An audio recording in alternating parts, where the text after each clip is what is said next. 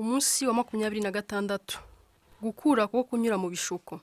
Hahirwa umuntu udatsindwa ngo akore ikibi iyo ageragejwe, kuko nabisohokamo azahabwa ikamba ry'ubugingo Imana yasezeranije abayikunda. Yakobo igice cya mbere umurongo wa 12. Ibishuko nanyuzemo nibyo byambereye abarimu bakuru mu kumenya Imana. Martin Luther. Buri gishuko ni umwanya ubuhawe wo guhitamo gukora icyiza. Mu nzira yo gukura mu bugingo, ibishuko nabyo bihinduka ibuye ryo kuririraho aho kuba igisitaza iyo umaze gusobanukirwa ko buri gihe ushutswe uba ubonye uburyo bwo guhitamo hagati y'icyiza n'ikibi. Muri ibyo byombi, ibishuko biguha kwihitiramo icyo ukora. Nubwo ibishuko ariyo ntwaro ya mbere ya Satani yo kukugirira nabi, Imana yo ibishaka kubikoresha kugira ngo igutere gukura. Igihe cyose uhisemo gukora icyiza ukakirutisha gukora icyaha, uba uteye intambwe mu kwitwara nka Kristo. Kugira ngo usobanukirwe ibingibi ugomba kubanza ukamenya ibiranga imico ya Yesu. Bumwe mu buryo buhinnye butubwira iyo mico ye ni imbuto z'umwuka. Iyo umwuka wera ari we ugenga ubuzima bwacu, azatweramo imbuto zikurikira: urukundo, ibyishimo, amahoro, kwihangana, kugira neza, ingeso nziza, ubudahemuka, kugwa neza no kwirinda. Izo mbuto 9 ni uburyo burambuye bwo gusobanura rya tegeko riruta ayandi, kandi zigaragaza neza ibyarangaga Yesu Kristo. Yesu ni urukundo rutunganijwe rwose, ibyishimo, amahoro, kwihangana na ziriya mbuto zindi zose zibumbiye icyarimwe mu muntu umwe. Kwera imbuto z'umwuka ni ugusa na Kristo. Umwuka wera rero abigenza ate ngo yere ziriya mbuto 9 mu buzima bwawe? Ese aziremeraho ako kanya? Ese uzabyuka rimwe mu gitondo nujya kureba usange zose zakuriye muri wowe? Oya, imbuto iteka zikura kandi zikera buhoro buhoro.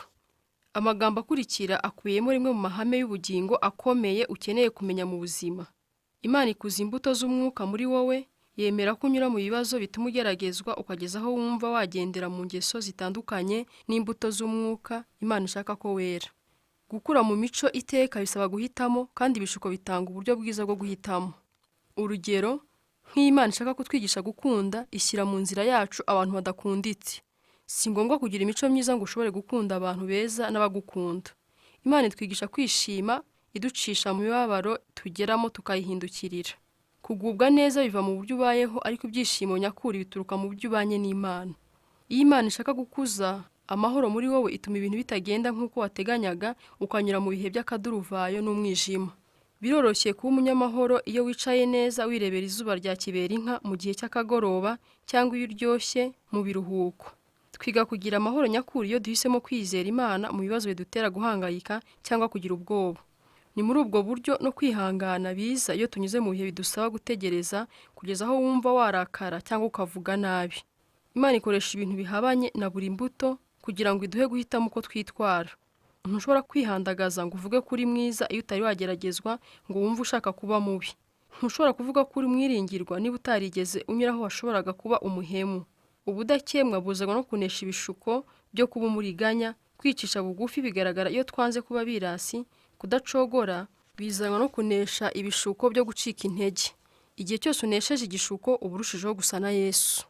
Uburyo ibishuko bikora bizagufasha kumenya ko Satani ahora akora ibintu mu buryo budahinduka. Amayeri n'uburiganya yakoresheje kuva isi yaremwa nibyo n'ubagikoresha. Ibishuko byose bikurikirana mu ntera zisa. Niyo mpamvu Pawulo yavuze ngo imigambi ye turayimenyereye. Bibiliya itwereka neza ko ibishuko byose bigenda mu ntera enye, kandi uko Satani yazikoresheje kuri Adamu na Eva ni nako yazigerageje kuri Yesu. Mu ntambwe ya mbere, Satani arabanza agashaka icyifuzo kikurimo. Gishobora kuba ari icyifuzo kirimo icyaha, nko gushaka kwihorera cyangwa gukandamiza abandi, nk'uko gishobora kuba ari icyifuzo gisanzwe cyemewe nko gushaka gukundwa, guhabwa agaciro cyangwa kunezeza umubiri. Ibishuko bitangira Satani ashyize mu bitekerezo byawe gushyira mu bikorwa icyifuzo kinyuranye n'amategeko y'Imana, cyangwa uhisemo gusohoza icyifuzo cyiza ariko mu buryo butemewe cyangwa mu gihe kitari cyo. Mu bintu byose ujye utinya gufata inzira z'ubusamo. Kenshi ziba zihisha ibishuko. Satani arakongorera ati, ibi ni uburenganzira bwawe, wagombye kubibona nonaha, kandi bizakunyura, bizakure mu mutima, bishobora no gutuma wumva umeze neza kurutaho. Kenshi twibwira ko ibishuko bituruka hanze, nyamara Imana yo ikatubwira ko biva muri twe imbere. Iyo uba udafite kwifuza muri wowe, ibishuko byose nta mbaraga byakugiraho. Ibishuko iteka bitangirira mu mutima, ntabwo bituruka mu byo unyuramo. Yesu yaravuze ati, kuko mu mitima y'abantu havamo imigambi mibi, guheheta no gusambana, kwiba no kwica, kwifuza kubi, kugira nabi, uburiganya, iby'isoni nke, ishyari, kubeshyera abandi, ubwibone n'ubupfu. Ibyo bibi byose biva mu muntu. Yakobo abivuga neza ko hari igitero cy'ibyifuzo bibi birwanira mu mitima. Intambwe ya kabiri mu nzira yo kugwa mu gishuko ni ugushidikanya. Satani akugerageresha kuguteramo gushidikanya ibyo Imana yavuze kuri icyo cyaha, akubwira ngo ese koko Imana yavuze ko atari byo? Ese Imana ibi ntiyaba yarabivuze ibibuza abandi cyangwa ibibuza ariko mu gihe kitari nk'iki? Ese ubundi Imana yanga kumererwa neza? Bibiliya iratuburira ngo mwirinde, ntimwemerere ibitekerezo bibi cyangwa gushidikanya kubatera gutera umugongo Imana ihoraho. Intambwe ya gatatu ni ikinyoma. Satani ntashobora kukubwira iby'ukuri kuko yitwa se w'ibinyoma. Ikintu cyose azakubwira kizaba ari ikinyoma cyangwa ari ukuri kutuzuye. Iteka ryose Satani azaguha ibinyoma bye abisimbuza iby'Imana yavuze mu ijambo ryayo. Satani azakubwira ati ntimuzapfa, muzamenya ubwenge kuruta Imana, ntacyo bizagutwara, nta n'uzabimenya, kandi bizagukemurira ibibazo. Ikindi kandi n'abandi bose niko bagenza. Niba ari n'icyaha ni gato cyane ntacyo gatwaye, ariko burya akaha gato ni nko kuvuga ngo ntwite indano, amaherezo namwe birashyira bikajya ahagaragara. Intambwe ya kane ni ukutumvira. Amaherezo urangiza ushyira mu bikorwa icyo gitekerezo wakomeje gucunda mu mutima wawe. Icyatangiye ari igitekerezo gusa kikarangira gihinduka imyitwarire. Amaherezo umuntu yumvira icyamutwaye umutima, ukemera ibinyoma bya Satani ukagwa mu mutego. Yakobo yatuburiye kwirinda agira ati twoshywa iyo dukuruwe kandi tukagwa mu mutego w'ibyo turarikiye. Nuko iryo rari riratwita rikabyara icyaha, icyaha nacyo cyamara gukura kikabyara urupfu. Ntimukayobe bene data bakundwa. Kunesha ibishuko. Kumenya neza uburyo ibishuko bikora bigira umumaro, ariko hari intambwe zihariye ukwiye gukurikira kugira ngo ubitsinde. Icya mbere, wange gukuka umutima. Abakristo benshi baterwa ubwoba kandi bagacibwa intege n'ibitekerezo birimo ibishuko, bagahorana umutima ubacira urubanza wo kumva batarakura ngo bagere aho batakigeragezwa. Bakumva bafite isoni zo kuba bagishukwa. Ibyo rero ni ukutumva neza kuba mukuru mu bugingo icyo bivuga. Ntabwo uzigera ukura ngo ugere aho utagishukwa. Mu buryo bumwe, niwumva ushutswe ujye ubyishimira nk'ikimenyetso cyo gushimwa. Satani ntazigera yigora ajya gushuka abakora ibibi, aboshya, abo baba baramaze kuba be. Ibishuko ni ikimenyetso cy'uko Satani akwanga, ntabwo ari ikimenyetso cy'intege nke cyangwa cy'umutima ukunda iby'isi. Kandi ni ikintu gisanzwe kikwibutsa ko uri umuntu kandi uri mu isi yaguye mu cyaha. Ntibizagutangaze ngo biguhungabanye cyangwa ngo biguce intege. Wemere ko ibishuko ari ibintu bitazabura mu buzima. Nta na rimwe uzigera ubona aho ubihungira burundu. Bibiliya iravuga ngo igihe cyose ugeragejwe ntabwo ivuga ngo waramuka ugeragejwe. Pawulo atugira inama atwibutsa ati mwibuke ko ibishuko byose muhura nabyo bidatandukanye n'ibyo abandi bahura nabyo. Ntabwo ari icyaha gushukwa. Na Yesu yarashutswe ariko ntiyakora icyaha. Ibishuko bihinduka icyaha iyo wemeye gutsindwa nabyo. Martin Luther yaravuze ngo ntushobora kubuza inyoni kuguruka hejuru y'aho uri, ariko ushobora kuzibuza kukwarika ibyari mu musatsi. Ntushobora kubuza Satani kukongorera ibitekerezo bibi, ariko ushobora guhitamo kutabitindaho cyangwa kutabigenderaho. Urugero, abantu benshi ntibazi gutandukanya gukururwa n'uburanga bw'umuntu cyangwa kumva imyanya ndangagitsina yahagurutse ngo abitandukanye n'icyaha cy'ubuhehesi. Ariko ibyo uko ari bitatu ntabwo ari kimwe. Buri wese muri twe yaremwe nk'ikiremwa gifite igitsina, kandi ibyo ni byiza. Gukururwa n'uburanga bw'uwo mudahuje igitsina cyangwa kumva umwanya ndangagitsina wawe wahagurutse ni ibintu bisanzwe, birizana kandi byashyizweho n'Imana kugira ngo ushobore kunezererwa ubwiza, naho ubuhehesi buza ari uko umuntu abyihitiyemo. Ubuhehesi ni igihe uhisemo kubika mu bitekerezo byawe icyo wifuza gukoresha umubiri wawe. Ushobora gukururwa n'uburanga bw'umuntu ndetse ukageza aho umwanya ndangagitsina wawe uhagurutse, ariko ukanga gukora icyaha cyo kwifuza gusambana. Abakristo benshi, cyane cyane b'abagabo, bagira isoni iyo imibiri yabo ikora nk'uko bikwiriye. Iyo babonye nk'umugore mwiza bakumva abagizeho rukuruzi, bagatangira kwibwira ko baguye mu cyaha cy'ubuhehesi, bakagira isoni bakicira urubanza. Ariko kubona ko umuntu ari mwiza ntabwo ari bwo buhehesi, bihinduka ubuhehesi iyo utangiye kubitindaho kugeza aho kumwifuza. Icyo wagombye kumenya ni uko urushaho kwegera Imana niko Satani azarushaho kukugerageza. Umunsi uhinduka umwana w'Imana, Satani yashyize ikiguzi ku buzima bwawe, yifuza kukwica. Ubwo wabaye umwanzi we, nawe ahora ategura uko yakugusha. Rimwe na rimwe iyo usenga uzumva Satani akuzana igitekerezo cy'amafuti ndetse rimwe na rimwe kibi kugira ngo akurangaze cyangwa guteze isoni. Ntibikaguhangayike cyangwa ngo bigutere isoni, ahubwo ujye uzirikana ko Satani atinya amasengesho yawe kandi azakora uko ashoboye kose ngo ayahagarike. Aho kwicira urubanza uvuga ngo nshobora nte gutekereza ikintu nk'iki, ujye ugifata nk'ikirangaza Satani ashyize imbere yawe, wongere utumbire Imana. Icya kabiri, umenye neza ibikugerageza uhore witeguye guhangana nabyo. Hari ibintu unyuramo ukumva bigukururira mu bishuko kurusha ibindi. Hari ibintu unyuramo bigahita bigusitaza ako kanya, hari n'ibindi unyuramo ntugire n'icyo wumva. Ibyo bigusitaza nibyo wihariye byerekana aho ufite intege nke, kandi birakwiye kumenya ibyo ari byo neza kuko Satani nawe aba abizi. Satani azi neza aho ugera ugasitara, kandi buri gihe aba ashaka uburyo yakunyuzaho hari iyo mitego. Petero aratuburira ati mube maso. Satani abunze nk'intare kandi ashaka uko yabagwa gitumo murangaye.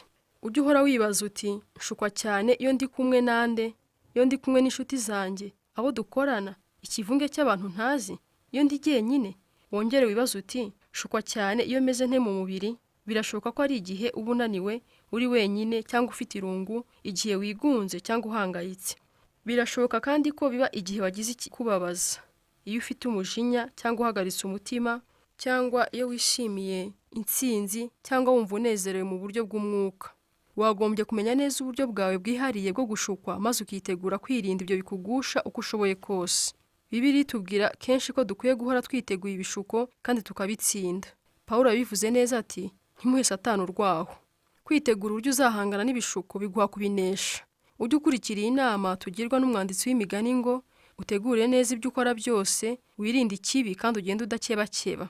Ntukure ibirenge byawe mu nzira yo gukora ibyiza. Abakiranutsi birinda inzira y'ibibi kandi barinda ubugingo bwabo bareba neza iyo bajya. Icya gatatu, usaba Imana kugufasha. Ijuru rihora rikinguye amasaha 24 ku minsi, ushobora guhamagara ukabaza igihe cyose ushakiye. Imana yifuza ko uyisaba imbaraga zo kunesha ibishuko. Yarivugiye ngo unyambaze ku munsi w'amakuba no kuw'ibyago, nanjye nzagukiza nawe uzanyubahisha. Iri ngita isengesho ry'akagira vuba kuko ni isengesho rigufi kandi rirasa ku ntego. Ni isengesho ry'ijambo rimwe rivuga ngo ntabara cyangwa ngo nkiza, akaga. Iyo ibishuko bikomanze ku muryango, ntabwo uba ufite umwanya wo kujya mu magambo menshi uvugana n'Imana, urataka ugatabaza. Dawidi, Daniyeli, Petero, Pawulo n'abandi benshi cyane basenze bene iryo sengesho rinyarutse batabariza akaga bagezemo. Bibiliya twizeza ko gutabaza kwacu kumvwa kuko Yesu azi neza ingorane zacu. Ibishuko byose ducamo nawe yabinyuzemo. Ashobora kumva neza intege nke zacu kuko yanyuze mu bishuko byose duhura nabyo, ariko ntiyakora icyaha. Niba Imana ihora yiteguye kudutabara ngo tuneshe ibishuko, nicyo gituma tutayitabaza kenshi. Tuvugishije ukuri, hari kenshi tuba tutifuza gutabarwa. Hari ubwo tuba dushaka gutsindwa n'ibishuko nubwo tuba tuzi ko iyo nzira ari mbi. Bene icyo gihe tuba twibwira ko turusha Imana kumenya icyiza kuri twe icyo ari cyo. Ubundi dutinya gutabaza Imana kuko tuba tugwa mu gishuko kimwe kenshi. Ariko burya Imana yo ntirakara, ntirambirwa, ntitwinubira iyo tuyigarukaho kenshi. Bibiliya iravuga ngo nuko rero twegera intebe y'ubuntu tudatinya. Aho tuzahabonera kubabarirwa no gutabarwa mu gihe tubikeneye. Urukundo rw'Imana ntiruhinduka kandi kwihangana kwayo guhoraho iteka ryose. Niyo byaba ngombwa ngo utabaza Imana inshuro 200 ku munsi, ushaka imbaraga zo kunesha igishuko runaka, Imana izishimira kukugirira imbabazi n'ubuntu. Ntutinye rero, uyegere ushize amanga. Uyisaba imbaraga zo gukora ibikwiye kandi wizere ko iziguha. Ibishuko bidutera kwishingikiriza ku Mana. Nk'uko imizi y'igiti ikomera cyane uko imiyaga ikinyeganyeza, ni nako urushaho gusa na Yesu buri gihe usinze igishuko. Iyo usitaye ukagwa kandi bishobora kukubaho, ntuzagire ngo ibyawe birakurangiranye. Aho kwemera kuneshwa cyangwa gucika intege, utumbira Imana, wizere ko igufasha kandi wibuke igihembo kigutegereje. Iyo abantu bageragejwe ariko bagakomeza bagakomera, baba bakwiye kwishima kuko nibamara kugaragaza kwizera kwabo, Imana izabagororera ubugingo buhoraho. Gutekereza ku ntego y'ubuzima bwanjye. Ingingo yo kuzirikana. Buri gishuko ni uburyo bwo guhitamo icyiza. Umurongo wo gufata mu mutwe. Imana iha umugisha abantu bihanganira ibagerageza. Nyuma y'ibyo bazahabwa ikamba ry'ubugingo Imana yasezeranije abayikunda. Yakobo igice cya 1 umurongo wa 12. Ikibazo cyo gutekerezaho. Ni uwuhe muco wa Kristo uzawukuriye muri jye ninesha igishuko kigaruka kenshi mu buzima bwanjye?